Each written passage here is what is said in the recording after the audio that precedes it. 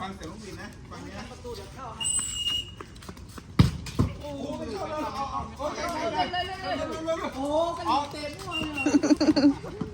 ไม่สวยฉันลงให้เพื่อนเลยอ่ะ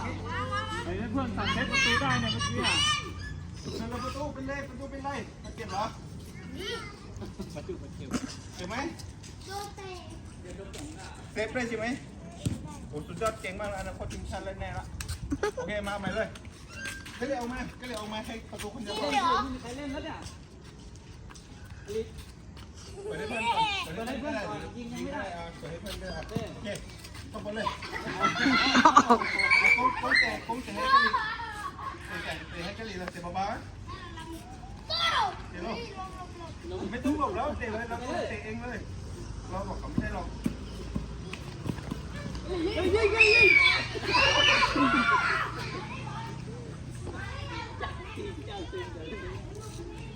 ห้ประตูเล่นแยกกันแน่นอนอ่ะโอ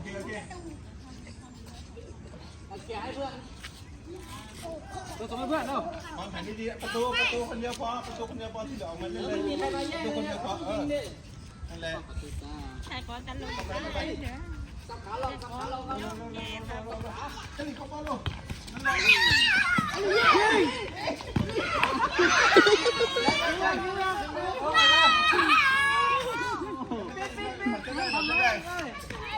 เราเล่นไปเลย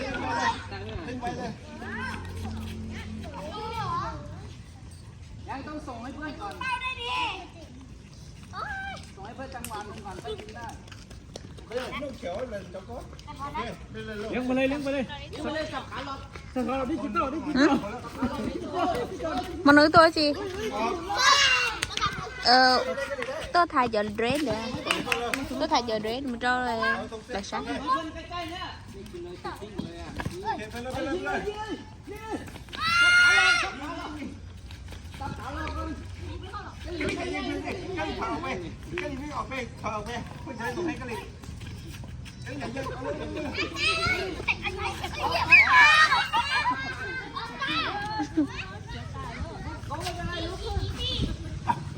ไม่เจ็บนักกีฬาไม่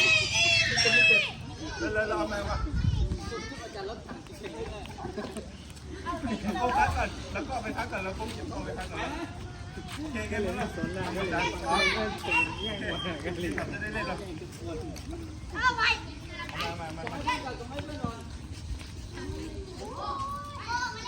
่ครับพอมาเล่นไม่ใช่ที่อย่างเดียวอ่ะไม่เอาเพื่อนเลย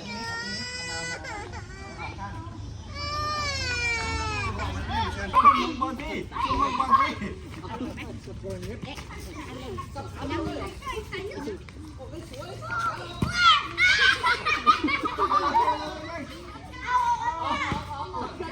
ใส่เสื้อได้ใส่เสื้อกะหรี่ไม่เล่นดิขึ้นใส่เสื้อส่งให้เพื่อนก่อนเพื่อนนะเพื่อนทีมเราใส่เสื้อใช่ไหมโอเคส่งให้เพื่อน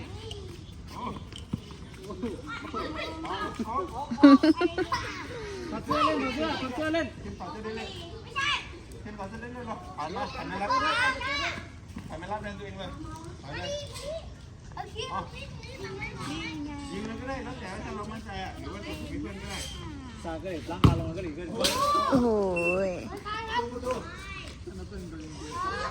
โอเคส่งให้ประตูเล่นเรา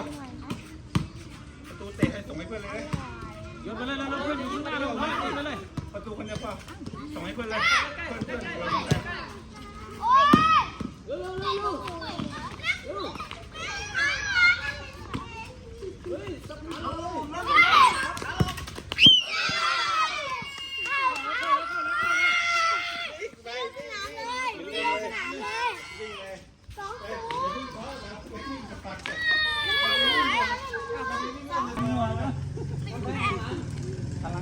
ระวังนะ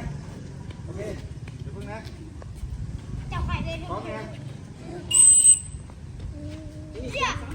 โอ้ยโซนอัดไม่ต่อประตูเนี่ยไม่เรารับไปนี่ไปไม่โดนไม่ปากไม่ปาก กำลังของคนละใจเลยดูสั่งเลยเอากำลังบังไว้อยากให้บอลมาไม่ไป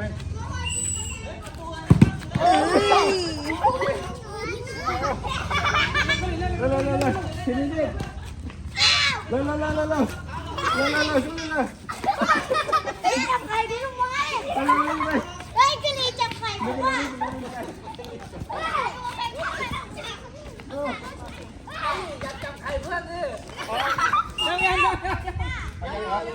ต่อไป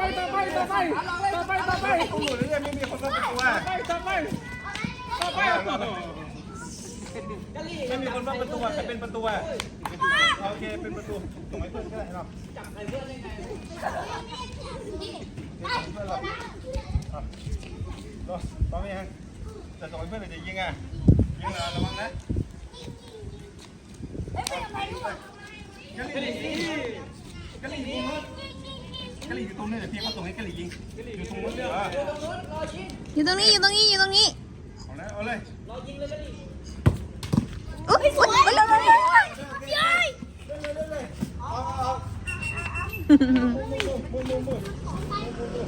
งนี้ได้ต่อเสื้อได้ไม่ได้ขอโชว์ทำออกโอเคของก็สั่งไว้ไปเลยนะขอมือเราก็รีบไปไหนอ่ะไม่เข้าไปหาบอลกะหรี่มาอยู่ตรงนี้โอเคเปิดให้กะหรี่ยิงเลยต้องให้เพื่อนยิงเลยเอาเลยยิงประตูเล่นเราโอเค พี่กี้ก็ใช้เขายิงอ่ะ โอเคเล่นเราก็เลยเข้าบ้านเร็ว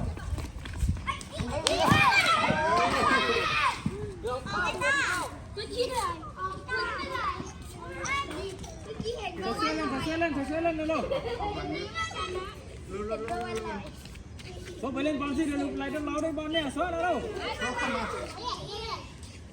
ให้คนนึงไปไหนโอเคโชคเข้ามาแล้วบอลสิของโชคได้โชคต้องไปช่วยเพื่อนเราโชควิ่งไปช่วยเพื่อนเราโชควิ่งไปช่วยเพื่อนสิ